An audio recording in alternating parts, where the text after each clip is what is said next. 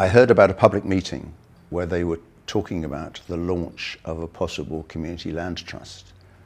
And I think my wife did not know where I was going that night. I just wandered out of the house and said, I think I've found what I want to do, and this is it.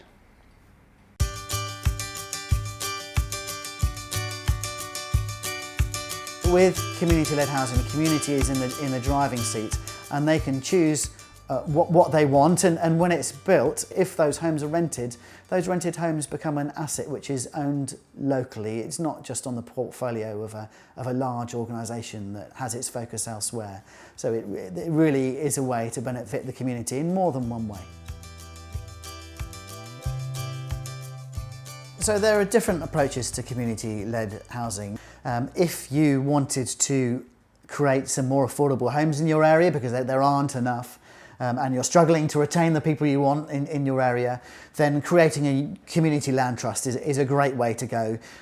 Pretty much anyone can start a community land trust. They are like small housing associations focused on a local area. We've been looking at a number of projects, but the main ones have been a relatively small conversion into 5 flats, and also more recently the possibility of 30 houses. And we've got a team of 7 now, with a couple of accountants, a lawyer, a journalist, an IT guy, and some other skills that are helping to get that project off the ground. Another form of community-led housing is co-housing communities. One example of this is a group of older women who didn't like the options for downsizing from their current homes that were available. And so they got together, and they've been successful in creating a beautiful development of private homes, but with shared facilities such as a shared garden and a shared kitchen and a shared guest room. And they live together in community, not as a commune. They don't share every meal and everything about their lives, but they support one another. Groups of people who want to build or at least organise the building of their own homes, rather than just doing it on their own, they can do it together with others, and sometimes there can be the opportunity to self-build an affordable home. Very interesting way of going about creating homes, quite new in the UK, but not absolutely new. It has been done, and we are exploring that in Surrey. Another form of community-led housing is self-help housing. There are quite a few unused buildings in town centres sometimes, or near town centres, which are going to be developed at some stage. Self-help housing makes use of those homes for people who are homeless or maybe at risk of homelessness.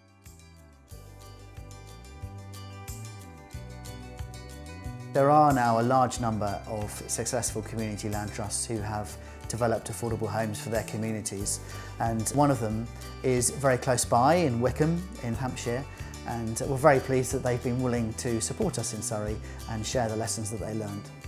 We built 8 properties in the end, and we've got 4 shared ownership properties and 4 intermediate rent, but the shared owners can't buy the full property. They can buy up to 80%. So that way we retain ownership, and then when they can afford to, they can buy another property, hopefully in the village. And the families who are in the homes, they've all said we wouldn't be in this village if those homes weren't there. We've got dads perhaps separated there who can still stay, share the childcare, be next to the village school where their kid is. We've got young families setting up who are working very long hours. They've got their mums and their grandparents and all the rest of it doing the childcare in the village there. So it's made an enormous difference to those people. And in turn, they're providing services that the village would struggle to fill, those jobs like the cleaner at the local surgery, local carers, a volunteer youth worker at the community centre, which is next door. You know, lots of different benefits. Our role is to promote and support community-led housing in Surrey. So we will help people find the expertise that they need to journey through the development process. So what we've done is in fact run a number of ventures at the local fair, whereby we set up our stall, and we've had magnificent support then. People come past, and in general, everyone but everyone agrees with affordable housing, and as a result wants to join up and become members. From that, we've also been able to, in fact, gain skills, because we've asked people do you have anything to help with? We had a team of 8 and we had quite a range of skills, so we were able to do a lot of it ourselves. We hadn't got legal expertise and we had to buy in the legal help that we needed, and obviously things like valuations and all those sorts of technical issues we needed to buy in, but we were lucky to get pre-development funding for that. There is funding available. A lot of it is provided by the government. Something called the Community Housing Fund exists to support community-led housing across the country. And there are lots of stages to a development project, and there is funding available for each stage.